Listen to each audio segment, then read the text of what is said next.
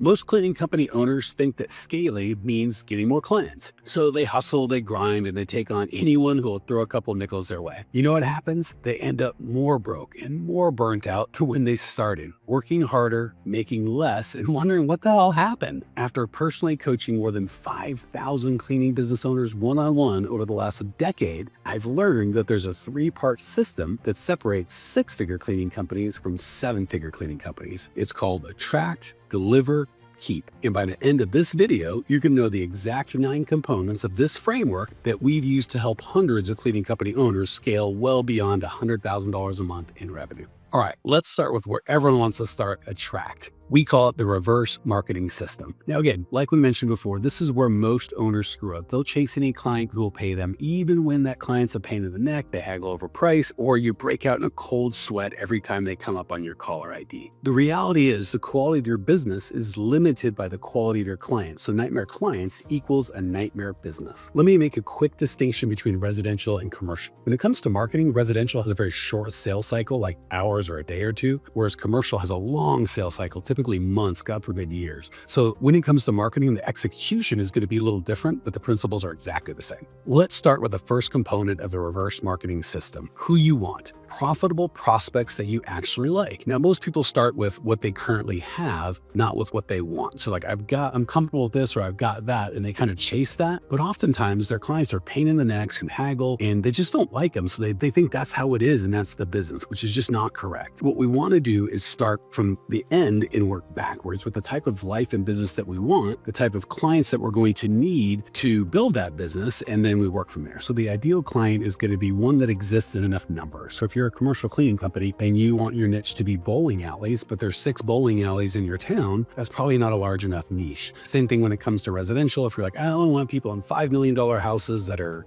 single, and whatever the case may be, you just want to make sure there's enough of them. You also want to make sure they can afford you, right? A lot of times, more so on the residential side, we sell to who we're comfortable with, people that are kind of similar to us. But if you couldn't spend pretty easily $400 or $500 a month, or whatever a good client for you is, on cleaning without freaking out, you're not your perfect prospect. So we want to make sure there's enough of the clients that they can afford you, right? If someone has spent $400,000 on a home and their mortgage is $2,200, $500 for cleaning sounds really expensive. But if they've got an $800,000 asset and their mortgage is $6,000, $400 or $500 to maintain that isn't a big deal. And then finally, you want to make sure you actually enjoy working with them, right? Again, the quality of your clients is the quality of your business. If you hate your clients, you're going to hate your business. You hate your business, you hate your life. So the 3 things we want are: there's enough of the clients, they can afford you, and you enjoy working with them. The next piece is my favorite. It's the power of saying no. This is really scary at the beginning, but feels better and better the more you get used to it. The reality is, bad money is bad money, and a client who pays but makes your life a living hell isn't worth it. Fire them. I know it sounds scary, but believe it or not, it creates space for you for the right ones. We all think we can have unlimited clients and want as many as we can get, but we only have a limited amount of time, attention, and focus, and our business can only handle so many clients. Let's make sure we fill up the space that we have with good clients to attract more of the right ones. When you've got a bunch of bad clients in there, it can really hold you back. It's almost like if you see a beautiful girl who's dating a knucklehead that's just a terrible, terrible boyfriend, there might be other, guys around that would be phenomenal, but she can't see them because her life's kind of full with this knucklehead. And then as soon as that guy leaves, it makes space for a healthy relationship. Very much the same thing with clients. The next piece is the client profitability ratio. We want to make sure we're working from the end backwards and we're picking clients that are profitable. So how do we know if they're profitable or how profitable they are? Well, I like, again, the client profitability ratio, which is just your customer acquisition cost. You can call that CAC, C-A-C, customer acquisition cost, divided by lifetime value, LTV, if you want to get fancy. So let's just assume it costs $500 to get a client, but that client is worth $10,000 over their life. And you figure that just by what's the monthly payment divided by how many months an average client stays for you, that's going to be your lifetime value. So if you can get a $10,000 lifetime value for a one-time investment of $500, that's a 20-to-1 investment. Pretty good. Now, a lot of you guys do one-time clients, which we really coach against, because say you can get a one-time client for $100 or for free, but they're only worth $500 or $600. Even if it's free to get them, they're worth 1/20th of the other one. Just the cost in your time can really kill you. So once you know exactly who your perfect prospect is and what you can spend to give them, we want to know what to say. And the way we do this, we call it their favorite subject plus a no-duh offer. Spoiler alert on their favorite subject, it's them. The way that we're going to talk about them is we're going to get their pain and the way they describe what they're explaining in their exact word. Now that's what sells. So we don't want fancy marketing copy, right? A lot of times we feel like we have to use big words and sound really professional. That's the opposite of what's effective. What you want is the person to read your copy, or if you're one-to-one sales, hear what you're saying and go, holy crap, has this guy or gal been like spying on me? They get my pain exactly, because once they believe and understand that you get their pain, they assume that you're going to be able to solve it. And it makes the job of sales or marketing really, really easy. And you guys are working together. They feel like you're helping them because you are, as opposed to trying to sell them something. How do we make sure we're talking about them and not you? First, use their exact words. So if they say, gosh, I just feel like I'm being put through the ringer when I come home and I'm exhausted, don't write tired and unhappy. Your sales copy would say, do you feel like you're being put through the ringer when you get home? Are you exhausted all the time? Like, use their exact words. That's going to resonate with them. The next thing, which is kind of next level, and so many people say in their mind, I do this, but they don't do it. It's the I versus you test. What you're going to do is count how many times you say I, we, us, me, my, our, your company name versus you, your, right? And this is everywhere, your website, your sales conversations, emails, any marketing material. Count the I, we, us, our company name versus you, your. The reality is most people have a bunch of, we here at Mike's Cleaning are the best cleaning, and we expect that our clients that we want, and blah, blah, blah. And I know you're in your mind going, that's not me, that's not me. Take a break right now, go to your website, pull that bad boy up, and just count the number of I, we, us, our, company name, company logo, anything about you versus the word you, your. So the way that you can change that, as opposed to going, we here at Mike's Cleaning know that, we want our people are the best, and we understand, and we clean better, and we don't cut corners. You are probably looking for a cleaner that understands you. And when you say that, you want someone that doesn't cut corners, they clean them, and you're looking for, so you don't have to change everything. Just pull out the I, we, us, our, and put in you, your. And again, if you don't believe me, I've had dozens of people say, no, I don't do that, Mike. And I would pull up their website, we'll pull up the marketing, and it's 10-to-1 I, we, us versus for every you, your should be reversed. For every I, we, us, there should be 10 you, yours in your copy, and listen to it when you speak as well. Awesome. Now that we've got some clarity on what their favorite subject is and how to make sure we integrate that into our marketing and sales material, let's talk through the no to offer. Basically just something that feels stupid to say no to, right? And the way that we do that is you remove all the risk and you make it so obvious that you should buy that have to be crazy. Go, well, no, duh, of course I'd have to do that. Perfect example is, I remember we were in selling our house and we got this piece of mail, and maybe you guys have got one of these from a realtor, and it's like, if we don't sell your house for full price in 90 days, we'll buy it from you ourselves. And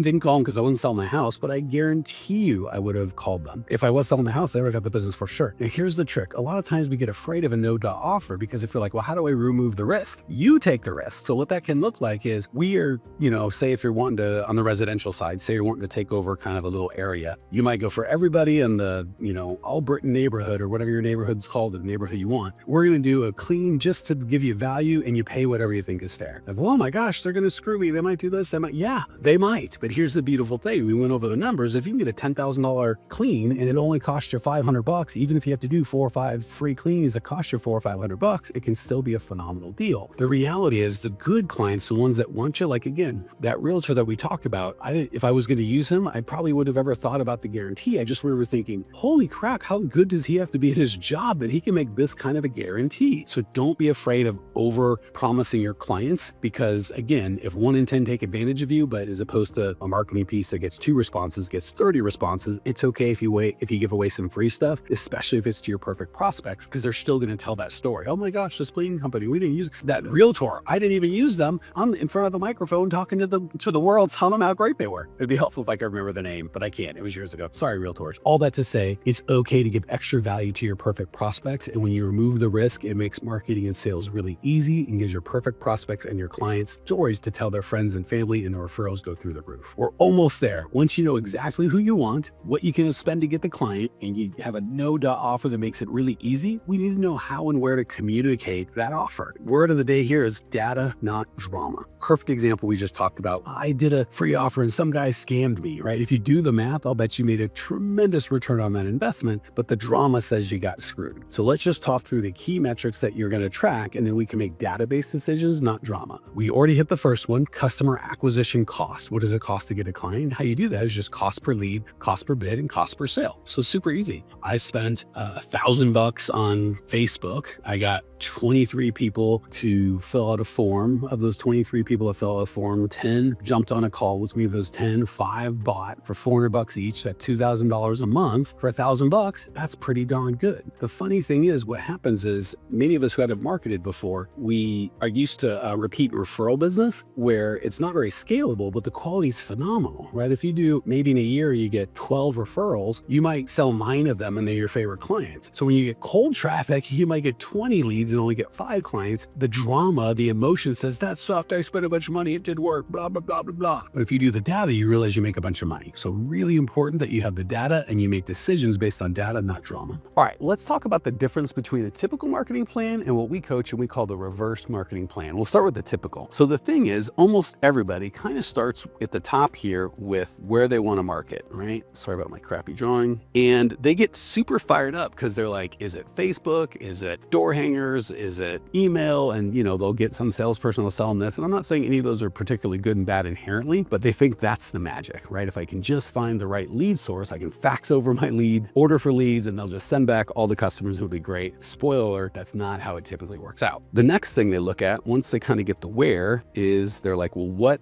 is an afterthought almost? What do I say, right? So we kind of got the where, we'll go to the what do I say? And the problem here is almost always we'll ask the person selling us the crap what we should say. And I hate to say it, again, if it's a Facebook agency that's pretty good at their stuff, they might know some marketing. If it's a magazine person or oftentimes like a direct mail thing, they're not great at any of these things. So what they say is almost an afterthought, like just by magic. But the problem is if you don't know what to say, it doesn't matter. All the where is to make sure that your clients see it. But if you don't say anything that's compelling, you don't have an offer that's like, well, I'd have to be stupid not to take advantage of that. It doesn't matter if they see it or not, they're never going to look at it. So believe it or not, you'll kind of see how this is going to be reversed in a second. Here's the biggest problem with typical marketing plan.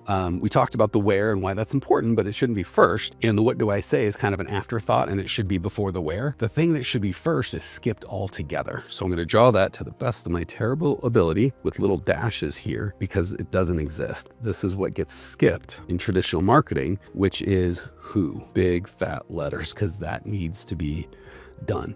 Which is crazy because when we talk about, I'm going to advertise on Facebook. Actually, it's a bad example because the first question I would ask is, are your people there? Do they go there to solve their problem? Are they already there? Your people are on Facebook. It's such a massive platform. But when you go to direct mail, do your people look at direct mail? Is that something they do? If it's a podcast, if it's a magazine article, a lot of times people want high-end stuff and they'll put their stuff in a low-end magazine, right? So we can't really answer the where to advertise a problem like effectively unless we know who we're trying to market to. And we most certainly can't say, master the what to say until we know who we're trying to market to. So if you kind of see our little rain, I'm terrible at rain, none of it gets caught by the who and very little ends up in the bucket, right? It just kind of goes here. So we're going to switch to green for money because I'm fancy and I can do that and talk about what the reverse marketing plan looks like. Spoiler alert, we're going to take the who and put it where it belongs. So we start with who on God's green earth am I trying to communicate with? And the beautiful thing is if we get the who right, and again, this is not just anyone that's got money, which a lot of people think like the bigger I do residential, I do commercial, post-construction, clean, one to whatever to move in, move out, I'm on it. If you try to message to a post-construction client or prospect the same way you try and market to a stay-at-home mom who's trying to free up some time, you're going to fail miserably. So that's a big reason why the who is so important. Once you get the, oh, and I think I did it backwards, by the way. Sorry about that. So it actually should look like that. We're doing a reverse funnel this time, but I'm not spatially that great. The what do I say stays in the middle. That's still do I say. Once we know who we've got, what to say to them is the second most important thing. And over here on the typical marketing plan, how could we possibly know what to say when we don't know who we're saying it? So we start with who the person is and what their pain is. We can come up with an offer where they go, oh my gosh, that's irresistible, right? We can speak to their pain in such a way where they go, this guy gets me so well. He understands me. He's got to understand how to solve it, right? When you speak to a person, they're like, boy, this guy kind of has been able to communicate my pain to me better than I've even thought it through myself. We just assume the person can solve the problem, which takes a lot of selling and having a high pressure away. And then at the very bottom, I'm not saying it doesn't belong here at all, but once we've got the who, we know what to say, then and only then do we get the where, right? And I ran out of room. You'll just have to trust me. And then we'll go back to blue for our sexy little raindrops here. It all gets captured and actually funneled down properly. So your lead spend isn't wasted here. You spend the same amount of money. It just goes in the wrong place because we don't know who we're speaking to or what kind of offer is going to attract them. Here, we start with who we're going to speak to. So then we naturally go to what to say and where to say it. And most of our lead money goes where it's supposed to belong. Hope that helped. By the way, if you own a cleaning company doing at least $20,000 a month and you want to systematically scale that bad boy, click the first link in the description to learn more. Let's talk deliver, building the machine that can actually scale. There's a big difference between kind of that $0 to $20,000. You can just brute force it and I'll work harder and do more and put out every fire myself. But if you want to scale to $50,000 or $100,000, you're absolutely going to need systems or you'll burn out, go broke, or both. Let's start with component number one, your real job, which is basically building a core value-based culture. Your real job as an owner certainly isn't cleaning, isn't managing, isn't doing payroll, it isn't doing the things. It's creating a team with shared core values. So the core values run the company. You just make sure the core values are in place and you've got people that share those core values in the key spots. So I know when I say core values, a lot of you are like, I know core values, Mike. I read a book or I have them or I did them, but I promise you, having had dozens of conversations, I go, great, what are they? I'll get some stumbling with one or two and hold on, I've got it written down here somewhere. Have fun, make money, be real, help out. Have fun, make money, be real, help out. Have fun, make money, be real, help out. That's how you want your core values to hit. And more importantly, not just from you, but from your employees. One of my mentors, Vern Harnish, said, if you don't walk in on your employees doing you, do it like, have fun, Mike says, go help, like doing the core values, you haven't done them enough. And because of that, you need not buzzwords or like integrity or excellence or kind of corporate speak. You want stuff a 5-year-old will get. When I say today, I got a 10-year-old, but I've had these values since he was a baby. Have fun, make money, be real, help out. He gets it. You may not like it. You may think because you're stupid. We may not be a fit, but if you get it, you're like, God, have fun. We all know what that means, right? But integrity is like, I don't know, like do what you say would be a better distilled down version. So you want values that you could fire on, simple is strong, clear. You want 3 to 5 max, right? If you have 17 things that are your core values, none of them are your core values. And typically 1 or 2 isn't enough to run a whole company. So really 3 or 4 is ideal. 5 at the most. I'll give you an example. The reality is you grow your people and your people grow your company. But if you don't have shared values, it's not going to work. So if someone feels like I'm just cleaning, or like if someone's got a half-asset kind of value, you can give them all the checklists in the world. They're never going to do a great job. But if you've got someone that's like, I always do my best no matter what, or do your best could be a core value, they're almost always going to do a good job no matter how poorly you train them. You still want to train them well, but someone that just doesn't give a crap, you can train only one that's not going to help. And someone that always does his best or her best, you don't have to. You still want to train them, but you don't have to, right? So the reality is standards have a lot to do with values. And if you've got low standards for yourself, you just can't hold other people to high standards. So the values kind of equal standards, and standards are going to overreach cleaning or training or all the stuff that you think you need with SOPs. If you have standards, the SOPs aren't going to be as big of a deal. They're going to work great. And if you have low standards, you have all the SOPs in the world, they're going to be worthless. All right, let's talk through supervisors and core values. The problem with everyone wants that a supervisor. What that really means is Mary's been here for 6 months, so I trust her. And it's really not like I test. It's just she hasn't quit or done anything goofy for a long time when everyone else is being crazy. So Mary's now a supervisor. We put her in charge. The problem with that is it's misaligned with what you're really looking for, right? So first of all, this isn't flying a plane or doing brain surgery where you probably need 2 people just to be sure, right? It's a really hard, complex setting and lives are at stake. This is cleaning. When you have a supervisor, you're basically saying to Susan, hey, Susan, I know that your only job is to clean, but frankly, I don't trust you to do it. So I'm going to pay Mary to watch you clean and make sure you do a good job. That's telling Susan, well, then why would I even try? Mary's just going to fix it anyway. The right energy, the right vibe is going to be some version of, hey, Susan, I wouldn't have hired you if you were going to have fun, make money, be real, and help out. And by helping out, you got to do a good job. And by really, you told me you're going to do a great job. Is that the case? Yeah. Awesome. Where do you think we'll make the most money? Doing a great job? Or like you can have that core values-based conversation and go, you don't need a supervisor. You got this. So because we're cleaning, everybody needs to be a supervisor. Everyone's got to own their side of the street. As soon as I say, hey, Mary, Susan's going to watch you, Mary just starts lowering her own standards for herself. You need to go, Susan, you got this. You don't need a supervisor. You are the supervisor. Are you capable and competent to do this job? Can I trust you? I can? You sure? Awesome. Go get it. So supervisors do a couple things that are really bad. 1, they lower the standard of everyone they're supervising. 2, especially in clean, drama can kind of pop up and the supervisors start to be dictatorial, start bossing people around. It really gets to be a mess. And the reality is they don't get rid of a bottleneck. They just move the bottleneck from you to some other person as opposed to diffusing power and decentralizing power and having everybody confident and capable of doing a great job. Remember, you're building a culture, not a hierarchy. Once you've got the foundation of core values, if you overlay that with component number 2, an automated hiring funnel, you're going to rock. So what that looks like is getting the right people to show up. Again, because we've got the core values, ad that attracts those people is going to be core values based. And that ad isn't going to be the same boring old fast growing cleaning company. It looks for great cleaners, flexible schedule, competitive pay, blah, blah. It's so boring, right? But it's also lowering the standard, getting people that want the most money and the easiest job or trying to sell them on it. We want core value based ads that pre-frame Hard work, high standards, not everybody makes it, and it's going to filter out the people that aren't a fit or aren't serious. There was a training job fair where they had a bunch of people on stage, and they had the military, right? And I think they had each of the branches had like 20 minutes and a PowerPoint presentation. The Army got up with their slides, and they did why you should be in the Army. And the Air Force came, so on and so forth. I think the Marines was the last. The Marine came up, no PowerPoint, no nothing. In his 20-minute presentation, he said, "I've met quite a few of you. I've been watching what's going on here. I'll be honest, I don't think a single one of you is qualified to be a Marine. If you think I'm wrong, come see me at the back." Walked off stage. That is going to repel the wrong people and attract the right one. Your ad doesn't have to be that intense, but it's a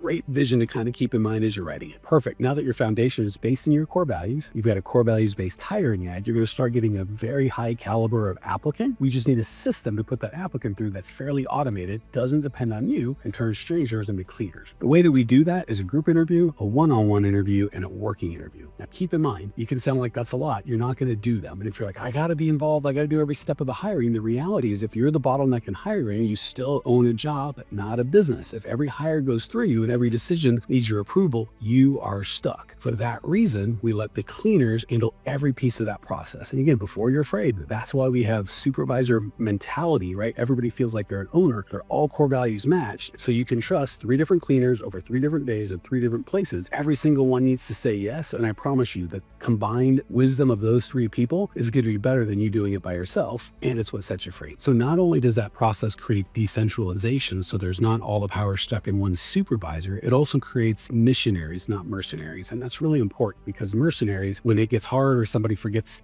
supplies, they quit, or someone else offers them 50 cents more, they're gone, or they have a bad day, or they're hungover, they no show. But missionaries believe on what you're doing and they're down with your cause. Now that we've got all that in place, it's time for your $1 million admin team. Now remember, your cleaners should be hiring the hiring process, running meetings sometimes, even checking each other's work. Once that's in place, you now have the foundation for your $1 million admin team to run the rest of the aspects of the company so you don't have to be there. So we won't get into it right now, but typically your cleaners are going to be W-2 and the admin team, because a lot of them are part-time, believe it or not, will be 1099. Most owners reverse that and do 1099 cleaners and W-2 admin. We're not going to get way into that in this video. I just wanted to leave it as a note. The key to this operation is a lot of times, because we don't have a good culture, we don't have a good hiring funnel, we have very few cleaners that we trust. And we might have hired 20 cleaners, have 1 or 2 that we love, and we're desperate to keep on hold of them. We're so appreciative that they don't stink and quit and do all the weird stuff. So we put them into admin stuff. And oftentimes you're just losing your best cleaner and then gaining a terrible admin. So the past jobs, as important as it that cleaners doing a kick butt job, we don't want them doing these admin jobs because the skill sets almost never overlap. And if they do, we don't want them doing both, right? We're like, oh, I'll do cleaning and admin people do the admin, and cleaning do the cleaning. Let's just make sure we keep that clear. So I've done videos that go far deeper into this, but I want to give you an overview of the $1 million admin team you're going to want for your cleaning company once the cleaners are in place. First thing you're going to want to typically get off your plate is the scheduling. A lot of owners are precious about this and like, oh, no one knows, but I promise you can train a scheduler. So that's the first thing. Second would be an accountant. Most of the time people either they say they're doing it themselves, which just means it's getting done poorly, or oftentimes they hire an accountant that just is sloppy with their work and they tolerate it because they don't want to do it. For $20 to $40 an hour, you can find a good accountant to get you accurate books in a timely way. And if they're not doing that, don't let them use big words that sound fancy, make you feel dumb. Get an accountant that can talk to you in a way that you get you good books in a timely service. Next thing is an answering service, right? A lot of times owners of cleaning companies have clients or employees going to their cell phone, which is a great recipe for never having any privacy or be able to go to dinner with your family without being disturbed. The answering service should do all of that, and the answering service really just dispatches the right people to the right places, and the only thing that should come to your phone shouldn't be anything at all. Even an emergency,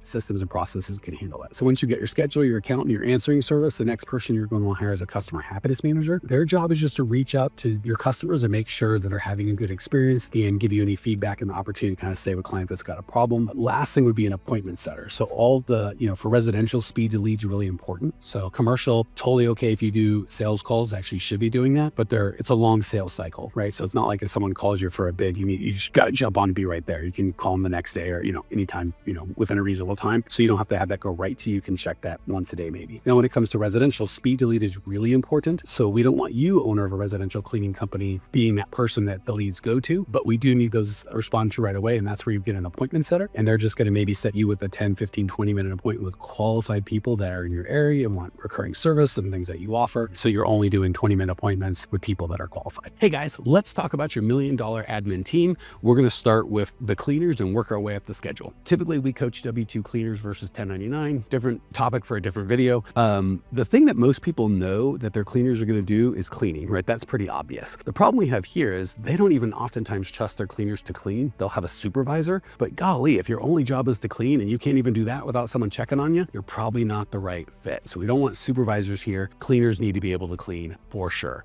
As a matter of fact, we want pretty much all the cleaners to feel like their supervisor. They're going to do the training, the hiring, the interviews, the whole gosh darn thing. There's a ton of benefits we're not going to get into here. I'll give you a couple main ones. Number one, when people do the hiring for you, they're down with your cause. They have a stake in who they get to work with and they give a crap. When you tell whoever the applicant is, it's great working here, you're going to love it, they ignore you, you're the owner. But when another cleaner tells them that, they listen. Also, because we have 3 different interviews in 3 different places and 3 different people, the likelihood that a single person, including you, makes a mistake is 0. You've got to get 3 yeses over a span of time. This works great. Last benefit we'll talk about here, and there's a ton that we're not going to cover, is instead of telling cleaners, there's a path to promotion and you can do all this, typically people that are cleaning aren't on the path to promotion. If you start having a bunch of admin people, we're going to talk about that next, that aren't qualified or you're just trying to give them a job, you're not going to make any money. So as opposed to telling them there's room for improvement, improve them here, right? Be like, we're going to give you training skills, hiring skills, interviewing skills. So when they move on to their next job, which is fine. If a cleaner stays 6 months or 12 months, that's great. They don't need to stay forever. This isn't a lifetime job. They've got some skills. So that's what the W-2 cleaners should look like. The big thing I want you to take away is they're not just doing the cleaning. That's table stakes.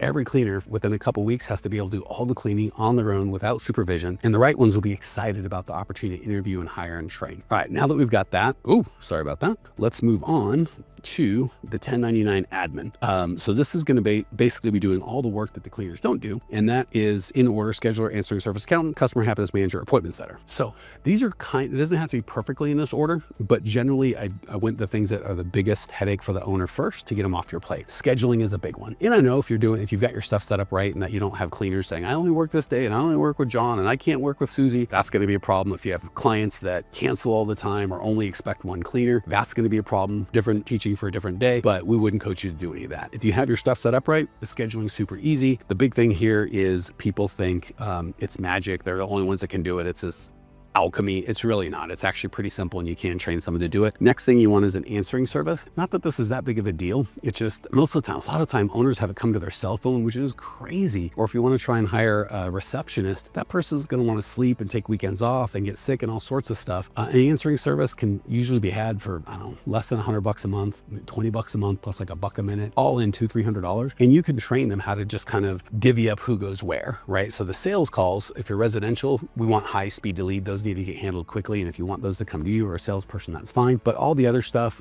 for everything on commercial and everything else on residential isn't an emergency, right? So they can kind of just divvy it off to whoever needs to take it. And even if you are the person that ultimately takes a call, as opposed to getting interrupted every 10 seconds and just not being ready, you can be like, all right, here's the time of day I'm going to catch up on my call. So answering service is very cheap and can get you a lot of freedom and the ability to focus on your business and not feel like you're running ragged. Third thing after that is an accountant. Most of the time when you get started, you're going to say, I do my own accounting, which is fine, but most owners don't know how to do good accounting and they do a poor job. So accounting is really important. They're not a consultant, by the way. A lot of times people hire a $20 or $30 an hour accountant and they'll say crazy stuff like, I don't know if I can buy this or that or invest in that. I got to check with my accountant. This is not your accountant's job, right? It's not your CPA's job. A business coach is someone that can help you make those decisions. Your CPA just helps you figure out how to minimize your taxes. And your accountant really just, their only job is to get you accurate data in a timely way. They don't get a vote on how to run your company. A lot of times they'll act like they know stuff. They don't. Even if they're good at accounting and they sound smart there, I promise you they almost never know about business. Ask me how I know. Our customers with their accountants tell them all sorts of kooky stuff. Next thing is customer happiness manager. And again, for all of these positions, either you're going to be doing this or you'll hire someone. The big mistake most folks make on the admin is they hire an ops manager and they try and pay this person 30, like 50 grand a year and just do everything. The problem is when that, first of all, no one is good at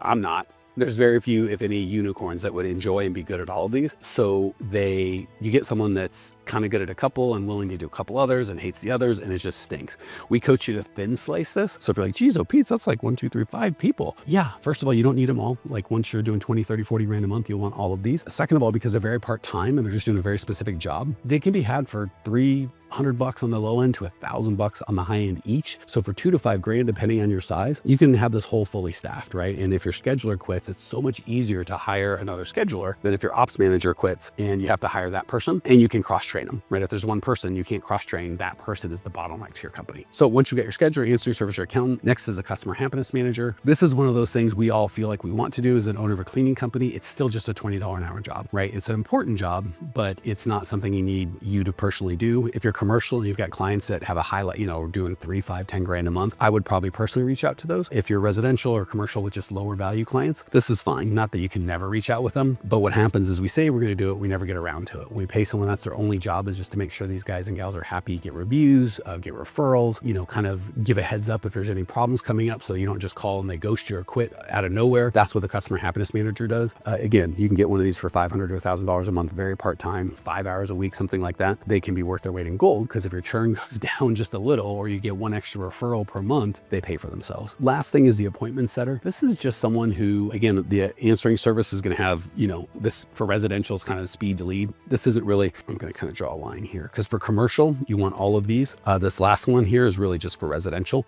Commercial, if you want to have like a cold call or something that does that, but typically not. Again, first thing, you should have the answering service handling your call, so you should be getting these. But for residential, not commercial, speed to lead is really important. You want to give someone a bid or talk to them within like 5 minutes when they reach out. So the answering service either has to try and handle it themselves. If you want to try and teach them to set appointments, you can. I'd rather have it to be a semi-skilled person. That's my own team member, right? And the appointment setter can handle inbound calls. They can handle DMs. You can kind of have that worked out. So all that to say, once you've got these positions, you can build a multi-million-dollar cleaning company with just these people. You don't need a manager or someone fancy. If you have these handled and your cleaners are doing the job that they're supposed to be, this is going to work. All right. The cool thing is you're like, well, God dang it, I keep making them work here. You're going to say, well, geez, oh, Pete, if these guys are doing that, what's my job? Well, the only thing that's left, here's you right in the middle or at the top, is culture, vision, and systems. So let's talk about each of those just for a second. Your job is to set the culture, and all that means, because a lot of people are like, well, how do I do that? First and foremost, you've got to get clear on your core values. For me and my team, it's have fun, make money, be real, and help out. So I am the chief executive, have fun, make money, be real, help out person, right? Until I walk in on my employees making fun of me, doing the voice,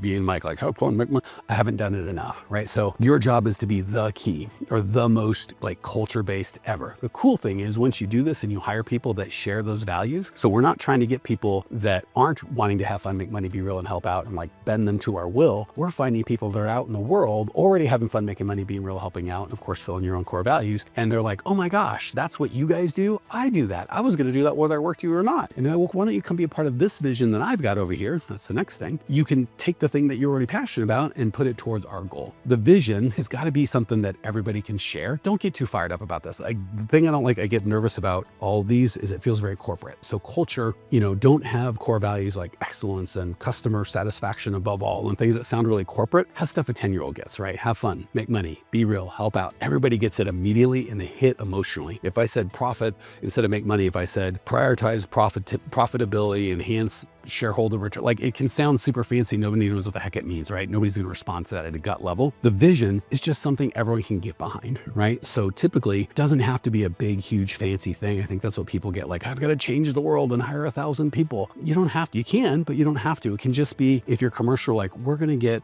30 people, 30 businesses, which might represent 300 or 3,000 people to feel really good when they come in. We're going to make their lives just a little better. We're going to save moms who don't get enough time with their family. We're going to make them feel good about themselves. Moms who never get taken care of, we're going to take care of them. Like that can be the vision. It doesn't have to be something huge or unbelievable. It can just be something that people are into, right? And they should go together. So we help owners of cleaning companies. That matches perfectly with have fun, make money, be real, and help out. So our team gets really excited when our clients win because that's who they are. And the last thing, of course, that you probably know about is systems and processes. Your job is to put the systems in place and the systems run the company, you run the systems. So big overview, just to land this plane, the W-2 cleaner or the cleaner should typically be W-2. Not only do they clean, they do the hiring, the training, the interviewing of the good cleaners, and they manage most of that process. The admin is really just handling, again, the lead flow, the numbers being right, the customers being followed up on. You want people just working 5-10 hours a week for just a little bit of money, lots of people that you can cross-train, not one guy or gal doing all of it. And your job as the owner is to create the culture, make sure that the team's on board with the vision and have the systems in place. Part of those systems might be weekly meetings, monthly parties, quarterly reviews, and that can all really be done in 5 to 15 hours a week. Now that we've done all the hard work, let's get to the good stuff, keeping your money. Now, this is where owners screw up. They scale revenue or focus on revenue, but they just don't focus on profit, and they tell themselves, oh, we're making money, but they don't know. And I know they don't know because even though they think they're profitable, and sometimes their QuickBooks, which isn't really up to date, says they're profitable, they never have enough money, right? Either they can't take enough money out to support their own needs, or if they do take enough money out, there's not enough in the business account. They feel like they can't make payroll. They just never feel like there's enough money, and they tell themselves they're profitable. This is where we fix that. Before we get into this, I don't want to over or underestimate the power of money. When it comes to our personal lives, the relationships, and the important things in our life, money is not everything. There's most problems I don't think money can solve in our personal life. I shouldn't say most, but there's plenty. When it comes to business, money can solve almost all the problems. And remember, if you have a problem that requires money and you have money, you don't have a problem. But the problem is most people don't have money because they're not tracking it. If they're tracking it, they don't know what to do to keep it. We're going to solve that right now. Component one of keeping your money is profitable, paid in advance pricing. So we're going to get to profitable. I want to hit paid in advance. When it comes to residential, super easy. When you're doing your sales, if you just tell people, we take your credit card, we run it, you just let them know, like every other service, Netflix, your mortgage, your car payment, you pay the thing and then you get the service. That's how it works. Somehow in the cleaning world, we've gotten shellacked or bamboozled into like somehow we can't run the card beforehand. I promise you, everyone that tells you that, they've got 27 software. Try to tell the people at the software or your gym, hey, I'm going to use the gym and then I'll pay you afterwards. It's not how it works. If you've already got people that aren't paying in advance, it's still overcomable, but you don't have to focus as much on that. Just do it going forward. Commercial, I know you've got beliefs around, and I've had those beliefs for net 30. We only do this and we only do that. I can't get into it here, but I promise you our clients, many of them have 80% of their clients paying in advance. We had a guy, John, who had $72,000 for the whole year prepaid. He just got a second contract prepaid for the whole year with like a 2% discount. So we're not going to give way to that right now, but I just don't want you commercial people to shut off going, it's impossible, my industry. I promise it's possible. So that's the paid in advance part. Now let's talk about the profitable, which 100% is profitable. We use the 45-25-30 rule. 45% should go to labor. We call that cost of goods sold. 25% should go to overhead, and 30% should go to owner profit. That's the target. Now that we know what the target is, let's talk about where most people are right now. First and foremost, they're not really tracking the numbers accurately. So oftentimes labor is higher than you think. Both overall by the month, you think your labor is 60%. And we do the math with our clients. We find out it might be 55 or sometimes 60 or 70. And then also per client. So we got to look at it both ways. Total labor per month, what is it as a percentage of sales? We want it to be 45%. And then we look at it as clients because it's possible. Let's say you have a 55% cost of goods sold or labor. So it's 10% too high. You don't go raise people across the board. You do a customer profitability study. Some customers are going to be 86% cost of goods sold. Some are going to be at 29. So if you raise everybody, that's not really fair. We want to find the people that are the most egregious and get those fixed. So when it comes to overhead, people make two mistakes. One, smaller owners don't think they have any overhead. They think their profit margin, their net profit, what they take home is their gross profit. So gross profit is basically your revenue minus your labor, right? If you charge $1,000 for clean, it costs you $500 for the person. Like I made $500. Sure, if you didn't have things like software and hiring ads and coaching and liability insurance and all the good stuff that you have to run the business, phones, all of it, then yeah. So small owners think, oh, I don't really have any. But what they really mean is I don't track it. And then larger owners track it, but not well, and they almost always underestimate it. The big problem here is if you don't spend enough on the overhead, you can make a little bit of money now, but it's killing your business later. And if you spend too much, it's killing your business now. And the lack of cash today, actually, even though you've got a bunch of resources in terms of the stuff that you're buying to grow your business, the lack of cash will still keep you stuck. So here's how we want to do this. We want to work from backwards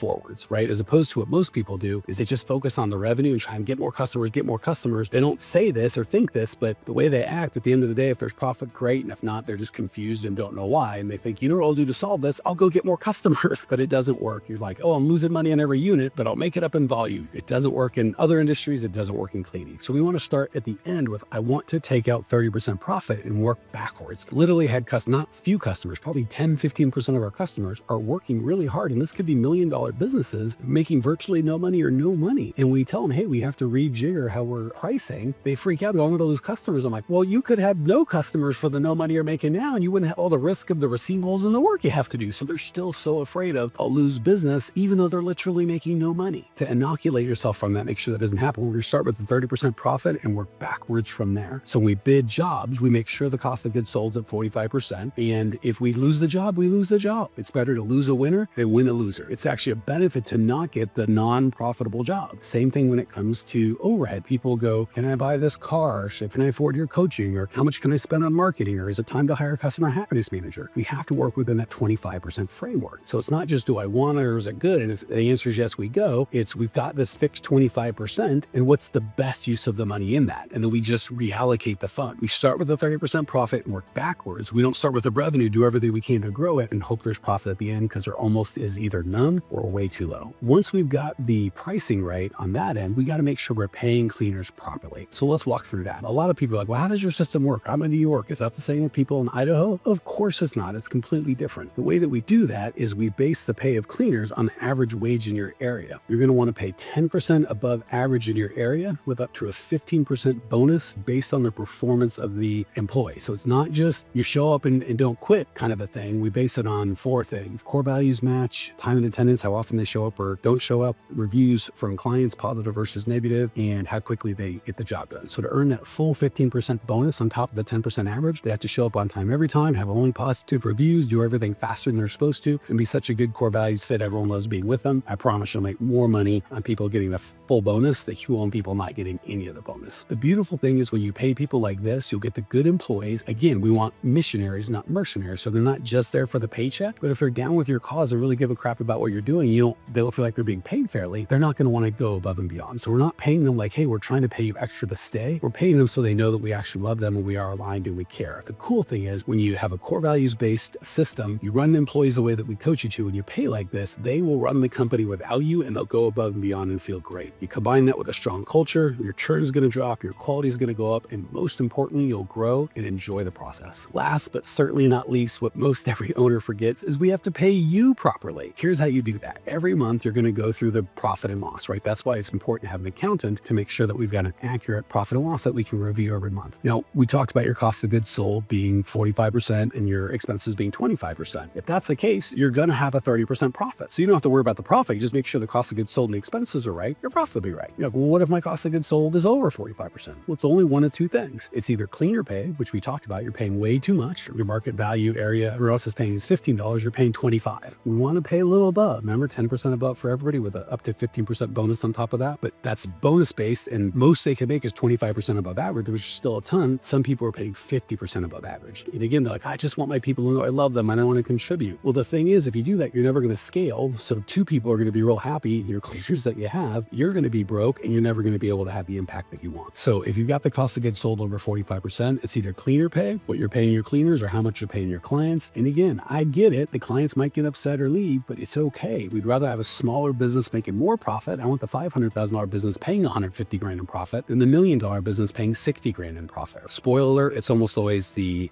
client pay, not the cleaner. Not almost always, but 80-20. Now that we've got the cost of goods sold, let's look at the expenses. Expenses are going to break down into 3 categories. One is the admin team, one is marketing, and one is just general expenses. So when it comes to the admin team, we talked about that. That should be 5 to 10% of the revenue. The cool thing is that whole $1 million admin team that we talked about can be had within the 25% of revenue as long as your company's doing at least $20,000 a month or more in revenue. If you're under that, you probably won't need that full team because you're not doing as much revenue, and you can kind of fill in for those jobs because they're going to be very, very part-time until you grow to. Now, when it comes to client attraction, you want this at least 5%, right? People make 2 mistakes here. They don't spend any money on client attraction and say, I've grown completely by repeat referrals, which is fine if you're getting the results that you want. But if you're not growing as fast as you want or hitting your goals, we want to make sure we put money in. So we want it at least 5%. And the other thing is they spend too much, but they're not getting an ROI. So the cool thing is if you can get a client, a recurring client for the price of their first month investment, your marketing budget's unlimited, right? So say if your average client's $500 a month and you can spend $500 and get a $500 client for every month, you can spend as much as you want on marketing. So that percentage, 5% on the minimum, you really don't want to spend much more than that if you're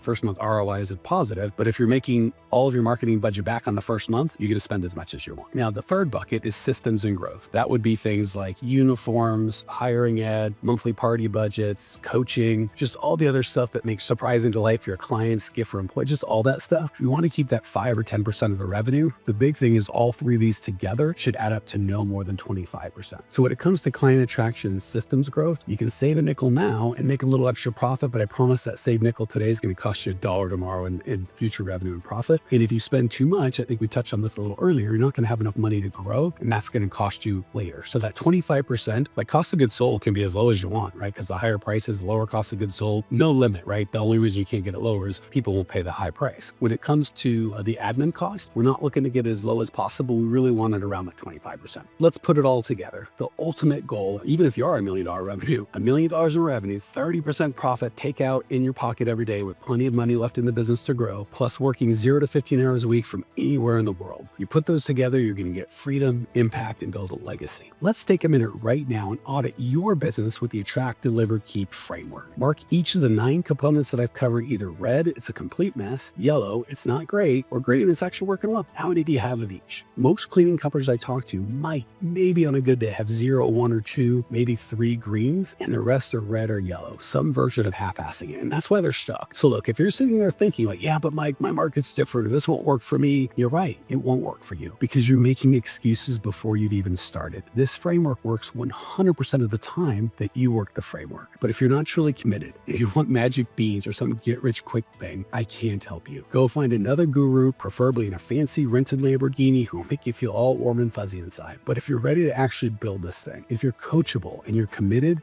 we can 100% help. If you want help building this entire system to predictably and profitably scale, click the first link in the description below and learn everything you need.